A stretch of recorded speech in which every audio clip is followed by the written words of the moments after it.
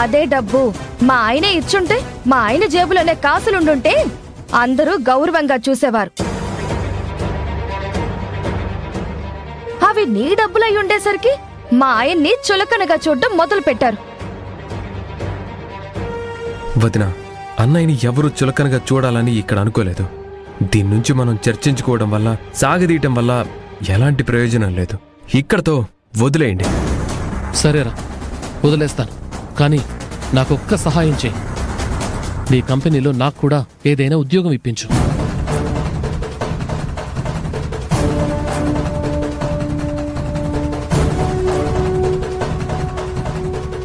నేను అడిగితే నువ్వెందుకు కాదంటున్నావు?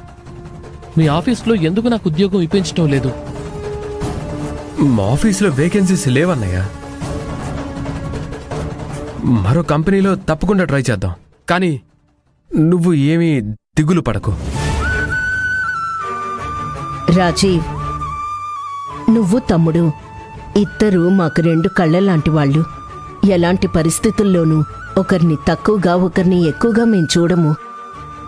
దయచేసి అది అర్థం చేసుకోరా. రేయ్, మీ అమ్మ చెప్పింది నిజంరా. కన్న కొడుకులను కూడా కాసులతో లెక్కేసేటంత దిగజారిపోలేదురా మీ తల్లిదండ్రులు. నాన్న, అలా అనకండి. నేనేదో బాధలో అలా మాట్లాడేశాను. నేను కూడా అతి త్వరలో ఏదైనా ఉద్యోగం చూసుకుంటాను. ఇక ఇదంతా ఇక్కడితో వదిలేద్దాం.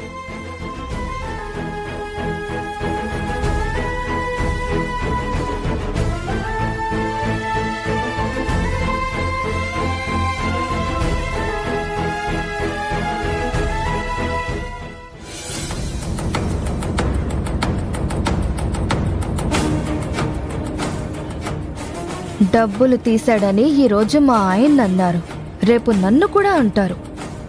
నాకు కూడా ఏదో ఒక సంపాదన ఖచ్చితంగా ఉండాలి.